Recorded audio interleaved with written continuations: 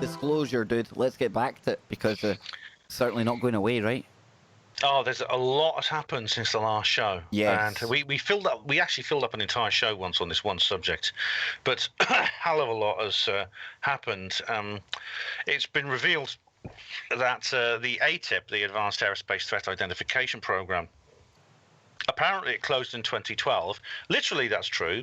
But in actual fact, it was just formally disbanded, but it was moved. It was moved actually from the Department of Defense to the Defense Intelligence Agency. From the Defense Intelligence Agency to the Office of Naval Intelligence, and they changed its name. They called it the Unidentified Aerial Phenomenon Task Force. But basically, all the personnel and all the infrastructure and all the documents all went over there, and it basically just continued under another name, under different management. Now, what's happened is the Pentagon has now announced. This is the first two big news of the breakthroughs that have come about. The Pentagons have announced through Senator Marco Rubio, who's a former presidential candidate and head of the Senate Intelligence Committee, for that it's not only this particular organization is going to be relaunched as, wait for it, a public investigation organization. This is unbelievable. It's going to be publishing public reports, unclassified, twice a year. This makes it the most open government UFO project, probably even more than Project Blue Book. It's really incredible. I'm sure it will still deal with classified material, but this is very unexpected. It's really not what I was expecting, because if you remember, there was like a bit of a drum roll if you're leading up to this, because there was the New York Times announced that Ralph Blumenthal and Leslie Kean would be writing a new article. There was a new exclusive coming out, and everyone thought, "Oh my God, what's this? What's this? What's this? Is this Roswell and stuff?" I didn't get my hopes up very high. I thought it would be just some more gun camera footage, maybe some telemetry, radar logs, firing solutions, things like that. It turned out to be this, and I thought, what? Oh, so it's pretty unbelievable. But then something else happened. There was a video came out, a fascinating video, which was by the Zohar Entertainment Group, which is produced by a number of people, including a guy I think we both know, Steve Mera. Yeah. And he said something very interesting. He was asking what they were looking at here, and he was wondering if it was are these actually alien spacecraft we're looking at here? Are these craft that come from other planets, or are we actually looking at secret technology made by humans, either from the United States or another country or a private individual? And that's an interesting question, and it's not a new one. It's not terribly original, actually, because people have been asking that question for a very long time. In fact, during the Foo Fighters sightings, which started in 1942, which is where World War II pilots were actually reporting UFOs, and Winston Churchill set up a special working party to deal with it. The question came up, I mean, is this something that Hitler's invented? Is this new kind of super weapon of the kind we were just discussing? Only it wasn't. This was actually 3 years before those weapons. But was this what it was? And indeed, other nations were seeing the same thing. The Americans were seeing the same thing, and they thought, well, is this some kind of Japanese secret weapon? And in fact, German pilots were seeing them and wondered if it was some kind of Allied secret weapon. Is it some kind of new kind of military technology that's being employed? So it's not a new idea, and it's being asked again. But it is a worthwhile question, Kev, I think. I think so. I really do.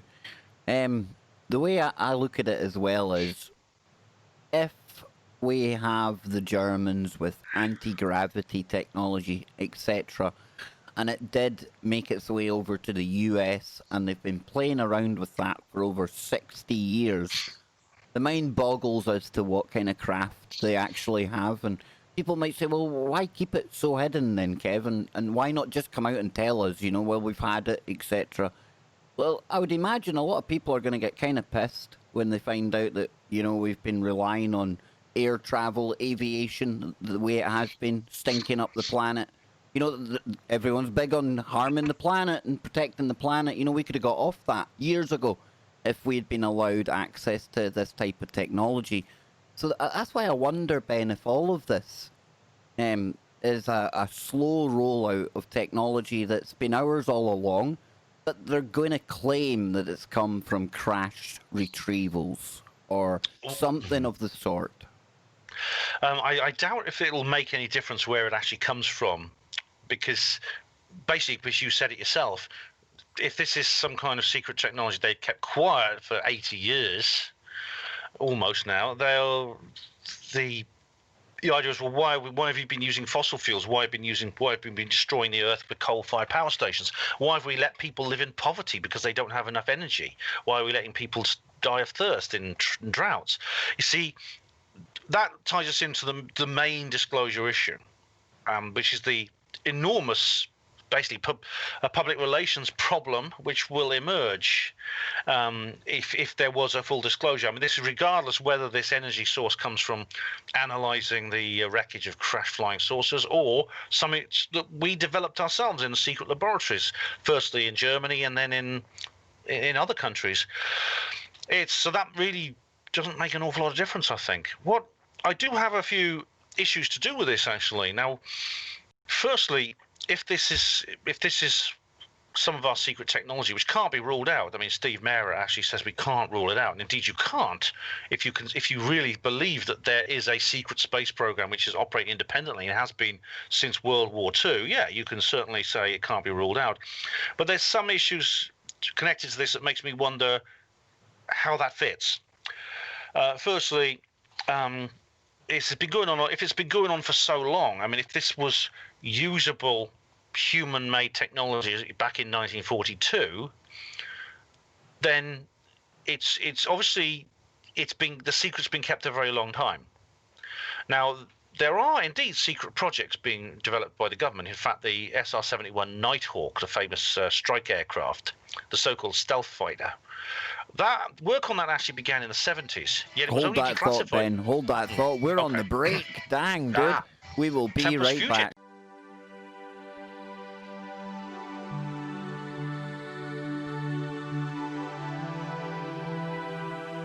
The heart of the UFO Disclosure Files. Oh, yes, indeed. And before the break, Ben was talking about some of the more terrestrial black programs and our technology, including something called the Nighthawk. So, Ben, I'm going to pass it back to you. I can't believe we've only got one segment to go, man. We need a third or a fourth hour. I'm only joking. The people will petition the network. Please don't. But the Nighthawk, pick up where we left off, Ben. The F-117 Nighthawk is a strike aircraft. It's specially designed to be very difficult to pick up on radar.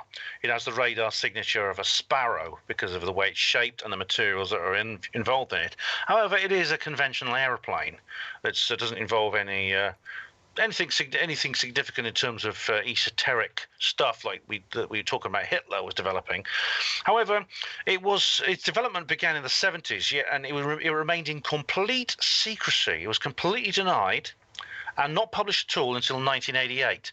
Now, the thing about these secret weapons are that at some point, if you're going to use them in warfare, first, if you're going to develop them, presumably it's an intentional to use them. If you're going to use them in warfare, which does seem to be one of their capabilities, one of their reasons to having them, at some point you've got to go public with them. And as the F-117 became very famous in the first Gulf War when Saddam's Iraq invaded Kuwait and the alliance went in to remove him. So the thing about it is what we're dealing with this particular other forms of secrecy, for example, supposing that the Tic Tac UAPs and all these others, and the gimbal and all these others were really secret aircraft. If they're going public, why? Well, presumably, if they're being flown near built-up areas, including a U.S. Navy battle group, there's some desire on their part to contact the overt world. Now, if they're going to do that, it must be for some purpose. If it's not, then why do it? It'd be better just to keep the thing completely secret, only test it in very remote locations and things like that, like they do with the TR-3B. It's flown from Area 51. It's not flown over cities and things like that, which means the Phoenix Lights couldn't be the TR-3B in my view. Now, what the video says from which Steve Maurer is in, is that it's basically the U.S. Navy's being put through its paces. It's basically being drilled against this secret technology.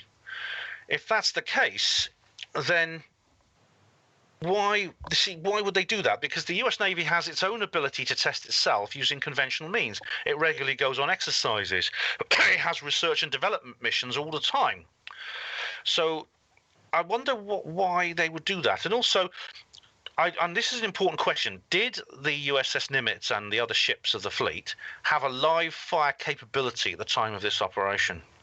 Because if they did, then it would be very, very hazardous indeed to send unknown objects into their vicinity, because something could go wrong, a decision might be made to open fire, and people could get killed.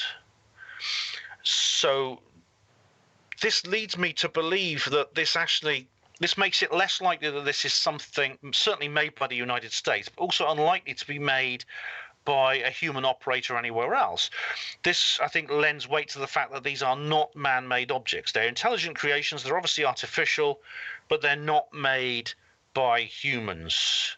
So definitely this is not a closed, open and shut case, as some people think it is. Some people say they've solved it. It's definitely our own secret technology. I think it's far too early to say that, Kev.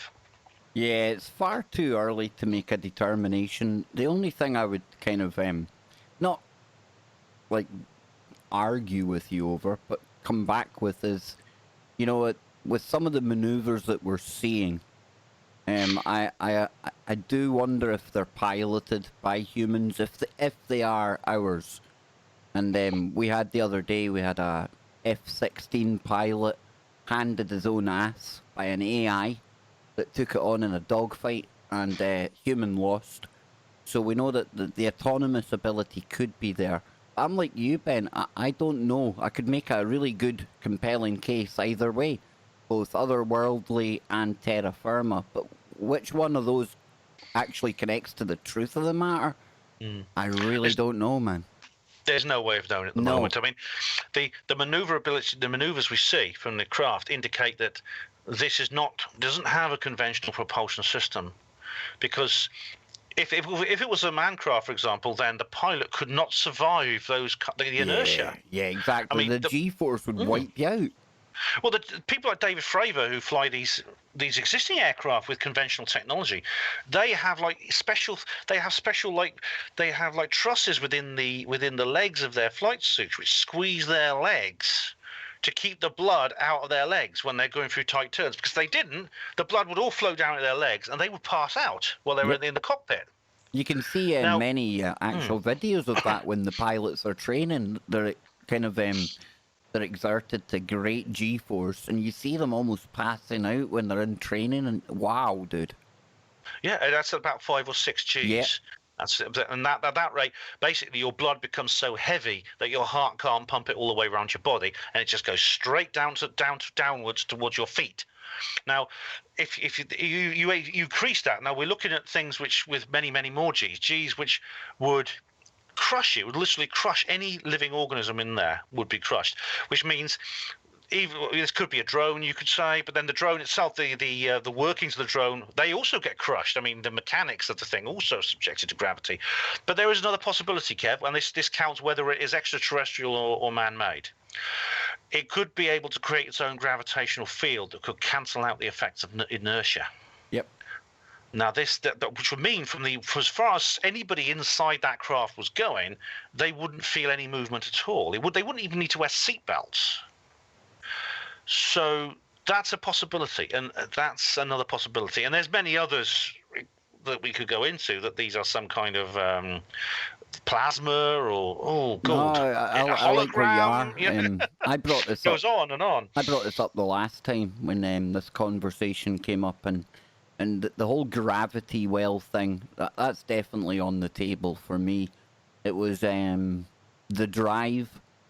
They published this back last year, 2019. Docs show that the Navy got a UFO patent granted by warning of similar Chinese tech advances. And what it goes on to show you is something triangular shaped that's very like the TR-3B shape that you mentioned. But interestingly enough, there's also one I'll post a picture in TFR as well, but it's Tic Tac shaped. It does. Well, it's sort of oval, but yeah, it Yeah, looks a bit yeah, like that, doesn't yeah. it? Very. I know. I'm kind of shoehorning it into the kind of Tic Tac here, but point being that these are patents that we know about. So again, we've got to keep an open mind. And when we step back further, Ben, I think this is the bit that intrigues me and probably the world more. If we don't get bogged down on the minutiae and the craft and the avionics and everything else, just why is it, that a government, in this case the US, is on the face of it dealing with something they don't know? They don't know if it could be Chinese, they don't know if it could be Russian, they don't know if it could be Alpha Centauri. Yet they've decided for some reason, with a level of confidence, that they can tell the public about it. Well, that's an important that's a major question, as we've discussed on previous shows, about why suddenly are they coming out, and they're basically coming clean about things, and they're publishing things which people have been reporting for decades. And it's almost now as if they talk about them like, yeah, it's always been normal. We've always talked about this stuff, Well, the pilots, and long before David Fravor was even born, we had Milton Torres talking about his encounter. We had Parvez Jafari, the Iranian, in 1976, who had an encounter very like Milton Torres's, including his aircraft malfunctioning and things like this. And then we have these patents. Now, if they're granting patents, obviously, you can't just send in a patent for everything. You have to have some kind of plan. You have to have some kind of blueprint in order to be granted a patent. Now, doesn't necessarily mean you have to develop it. You can have a patent before you've actually gone to the point of developing it in detail, but you have to have some kind of engineering plan. So, and you see, these shapes are remarkable. Firstly, you have a craft that does look tic-tac-like. It's not exact, but it's close enough. You have a triangular craft, which, now black triangles, I mean, they're not always black, but mostly they're black, are commonly reported, Cap. They're commonly reported by witnesses on the ground. Some of them, not all of them, I think there's reason to believe that not all of them are actually TR-3Bs or man-made, but some of them I think could be. The ones that appear in remote areas where somebody who's maybe in a remote part of the countryside, maybe off the coast of Scotland, they're in the Western Isles or something, and they see a flying black triangle in an area where you wouldn't normally get many witnesses. I think it's perfectly plausible to say that that's some kind of aircraft. That's perfectly plausible. So what, and you have here like a hybrid underwater aerospace craft. Well, that's an incredible thing to have something that could a hybrid of that kind when you consider how specialized aircraft are designed and how specialized submarines are designed. Exactly. It's like apples and oranges are totally different, Yeah, I mean, this could be, you're talking about like the USOs that have been described from as long ago as when Christopher Columbus described them. These objects that come in and out of the water. This is incredible. I mean, if these really have been worked at, and it's possible they have been. I mean, if they really got hold of anti-gravity from the Skoda plant in 1945, then I think, as you already said, what have they been doing with that? I mean, you see, this is why in recent times people have kind of got fed up with me going after the blue chicken cult and that aspect of the secret space. Non-secret space. There's nothing secret about the fact that Good and Wilcock and all the rest of them are scamming their asses off on it. But I do think that there is a secret space program in some shape or form. And if anyone asked me, well, what have you got to back that up? Well, it's nothing concrete, but Gary McKinnon, the Scottish not hacker. Okay, he accessed a computer in a foreign country, but it wasn't password protected, so it's hardly hacking. But, they threatened him with up to 80 years of hard time in an American jail because of what he may have seen. And what he told us about what he's seen was good enough, Ben, wasn't it? Terrestrial and non-terrestrial officers. And folks, I'm sure Gary wasn't talking about insectoids or reptilians. He just meant off-world. They weren't based on planet. So I do think there's something like that. So could that be where some of the technology has been used? I would imagine if there's any secret space technology with anti-grav stuff, that's exactly where it went, Ben, Yeah, I mean, the idea of non-terrestrial officers, which is the term that he saw in this secret database, plus photographs of objects in space that look like they could be spacecraft. I mean, what does it mean? I mean, it's either it means that the government has proof that there are intelligent extraterrestrials, or they have spacecraft and indeed personnel to fly them. Non-terrestrial officers could refer to people who have been trained as astronauts within the secret space program. Either one, probably both. Actually, it's probably both of them. It's an incredible revelation that he gave, and the fact that he was so castigated for it. I mean, they were charging him with with 70 counts of criminal damage, and under the Patriot Act and things like that. It was luckily he didn't get extradited, and indeed it turns out he wasn't prosecuted in the end. But he was looking, like I say, he was looking at spending the rest of his life in jail. And now they wouldn't do that unless it's some kind of warning to others. That's how I feel. Yeah, that's how it felt to me. It was almost like a kangaroo show trial to set a precedent. But like you say, luckily, that never happened. And I think, interestingly, since then we've never heard much from Gary McKinnon. It's almost as if some kind of deal may have been done, and that's fine. I understand that. If I was looking at 80 years in one of these American jails, if I was looking at 8 days in an American jail, I'd be looking to do a deal somehow. So, no criticism of them. I wouldn't want to be going over there. Their jails are different from ours, Ben, right? Oh, they're much worse. Oh, yeah. I mean, indeed, I think that Assange and Snowden have done the same thing. I personally, I've met Gary. I met him at a conference. He's a nice chap. I don't judge him. If he's like done some kind of plea bargain, I don't judge him at all for that, because he was looking at losing his life basically. And so it's amazing though that this could go much further. But if it does, I mean, the revelations that are going to come out could be astronomical. And I mean, Richard Dolan did a video the other day saying that he believes that this process could be about to reach a cutoff point. He believes that there's not really much further they can go without getting into the realms of crash retrievals and things like that. And he says they're probably not going to do that, which means this is going to be their fallback position. He said they're going to just say in the end, yes, there are alien, there are things out there we don't know what they are, possibly extraterrestrial, and that's it. So they're basically disclosing the fact that they know there's something strange out there, without going as far as to say, and we have decisive physical evidence that we've kept from you since the days of Roswell. They're not going to go that far just yet. So we'll see what happens there, Kev. Yeah, I think we have to see. Definitely. It's going to be interesting to watch what the next kind of card that they play. Extremely. Oh, very, very. And with 2020, the way it's going so far, just keep an open mind, folks, because at this point, anything could happen. And talking of anything happening, please, Ben, please tell me our film is finally coming out. Capel Green, are we close? Well, I'm honestly, I swear I've not heard. Now, I know some people on the inside. Yeah, I'm close to some people on the inside, and they haven't sworn me to secrecy or anything. They are literally saying they literally have not told me anything. But I know that it is an active production, and basically the film is as good as finished. Now, if you want my opinion, my speculation, I would say look for December, and the reason why is that it is the 40th anniversary of the Rendlesham Forest incident. Now that is a very hot iron that you have to strike.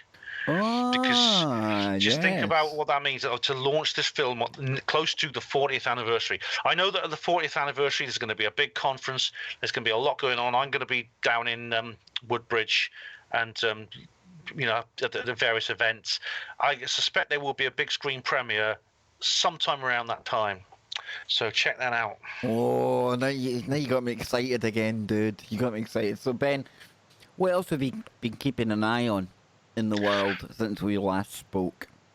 Well, there's all kinds of things I've been covering, Kev. I mean, the UFO issue has kind of filled up everything I've done. But this is off topic, I suppose. But I've launched a new radio show. Tell us more, man. I will. Now, this might not interest all your listeners. We're really just going off topic, away from the woo now. But it's called The Gas Spanner, and it's about it's basically just about hospital portering issues. So basically, I've launched a new series of radio shows that are quite sort of normal by my standards, and they're about hospital porters and associated subjects to do with hospitals and healthcare and things like that. I've got an awful lot to say about that, as well as the woo-woo stuff, I'll tell you.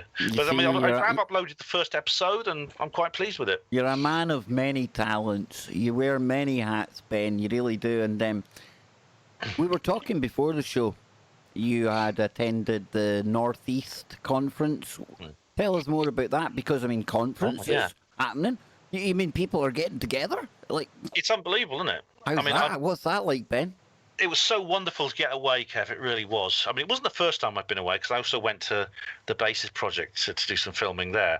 But to get to True Seekers Northeast and see my old friends again was wonderful, because they're a lovely group up there. It's a very well organised group. There's over 600 members. Wow. And there's at least 50 or so regularly attend meetings. It's a very big group. And they invited me to go and do a talk. And I did. And it was great. It was very restrictive on the coach. I had to wear a mask and sit in one particular seat and not sit in others and things like that. But when I got there, it was great. And an awful lot happened. Now, this is directly related to what we were talking about earlier, because I did something that some people might think is a bit is not a good idea. But there were some people at the event. This was after I did my talk. They said to me, we're going to do a spirit board. If you come to our place, it's just in someone's house. They said, come to our house, because we're going to do some work with a spirit board. Now, what is a spirit board? I mean, some of you might be wondering what I mean by that.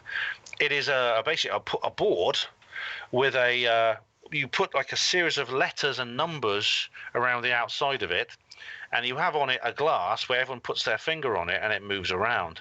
And I could hear everyone listening to the show shouting at me right now, Ben, you're talking about a Ouija board, aren't you?